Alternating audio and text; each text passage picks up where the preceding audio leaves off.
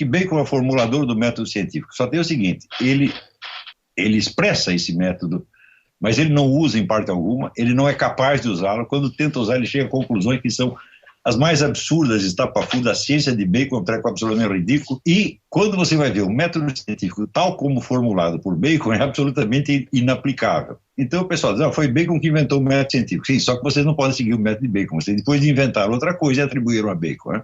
Então, nessa época, como em toda época de conflito ideológico intenso, existe o apelo à falsificação, ao sumiço de documentos e assim por diante. Isso aconteceu mesmo. Agora, quando a gente diz isso para pessoas de cultura ginasiana, elas ficam muito chocadas, porque elas aprenderam física, né, no ginásio e acham que aquilo é a última palavra e que ninguém nunca mais discutiu aquilo. Todas essas coisas que eu estou falando não são novidades, não sou eu que descobri, isso aí está aí em circulação entre os historiadores da ciência há 50 anos, pelo menos. Tá certo? E, por exemplo, quando eu disse que todo o edifício da teoria da gravitação universal de Newton se baseia em dois conceitos metafísicos absolutamente impossíveis de provar, que é o conceito de espaço absoluto e tempo absoluto, isto é, o espaço sem coisas dentro e o tempo sem acontecimentos, tempo como duração pura. E, bom, são conceitos metafísicos, você talvez possa até defendê-los metafisicamente, mas em termos de ciência experimental isso é absolutamente inacessível. Você não pode descobrir um espaço absoluto por meios experimentais. Daí entravam aqui professores de universidades dizendo, não, todos os conceitos do Newton foram obtidos por experimentação e observação. Onde que ele observou o espaço absoluto? Isso é absolutamente impossível. Né? Quer dizer, um espaço sem absolutamente nada dentro, e Newton foi lá e observou isto. Mas se Newton observou o espaço sem nada dentro, é porque ele estava dentro do espaço. Né? Então, no mínimo, Newton tinha que... É um objeto que está dentro do espaço. Né? E daí as pessoas ficam chocadas. Então, onde já se viu, ele está contestando Newton, ele está contestando a lei da gravitação. Não, em primeiro lugar, existe um preceito de lógica.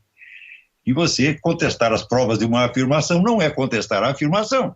Você pode fazer uma afirmação certa e oferecer provas falsas, e a afirmação continua verdadeira. Portanto, você colocar, vamos dizer, em dúvida esses conceitos, em nada impugna a teoria da gravitação.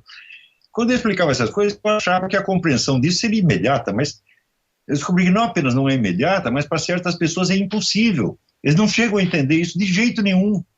Mas ainda houve no século XX, houve um físico americano que defendeu bravamente os conceitos de espaço absoluto e tempo absoluto contra Einstein.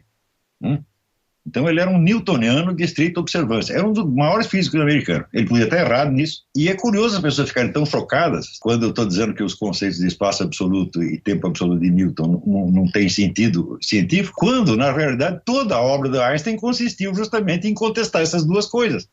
A teoria da relatividade chama a teoria da relatividade porque ela está dizendo que não existe espaço absoluto e não existe tempo absoluto. Ou seja, quer dizer, você repete uma coisa que é a própria base da ciência do Einstein, e as pessoas ficam chocadas porque eu estou atacando a lei da gravidade, estou contestando Newton. Mas, meu Deus, é uma coisa tão caipira, tão boboca, que não dá vontade de discutir, dá vontade de bater nessas pessoas, sabe? Dá vontade de violar a lei da palmada, está entendendo? Baixar a calça do sujeito e dizer, vai estudar, vagabundo. É uma coisa terrível, que no Brasil a gente passa por essas coisas que não são humilhações para mim. Quer dizer, o sujeito vem e se humilha na minha frente. Eu digo, por que você quer que eu veja isto, meu Deus do céu? Eu não estou a fim de fazer você passar vergonha. Para com isso, né? Quer dizer, o sujeito aparece aí vestido de Carmen Miranda, com abacaxi na cabeça, né? E um bigode, né? Quer dizer, por que ele vem mostrar essas coisas para mim? Eu não quero ver isso, né?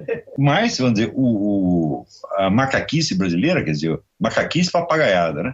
Parece incoercível. As pessoas, quando falam essas coisas, elas vêm e falam num tom de autoridade, que é uma coisa impressionante, entendeu? Eu, sinceramente, eu não entendo o que está acontecendo no Brasil. Nunca vi nenhum processo similar em parte alguma do mundo. Já revirei a história, falei, olha, uma estupidez tão profunda nunca houve no mundo. Se você vê, por exemplo, a gente estuda, né, ali no Karl Kraus, a gente vê a decadência da cultura alemã no período que preparava a ascensão do nazismo. Mas, meu Deus do céu, aquela cultura alemã decadente, comparada com o Brasil de hoje, é como você comparar Atenas com Vila Nhoconhece. Tá? A situação pior que eles tinham ainda era para nós um negócio quase paradisíaco. Então, hoje está ficando cada vez mais difícil conversar com essas pessoas. Né? O mais certo é mandar logo para aquele lugar. Mas, se a gente faz isso, daí eles dizem, não, ele só xinga, ele não argumenta. Então não tem jeito, meu filho. Se eu argumento, você não entende. E se eu mando você para aquele lugar, você diz que eu não argumento. O que eu posso fazer? É tudo isso, olha, visto de longe é cômico, mas para quem está aí não deve ser brincadeira.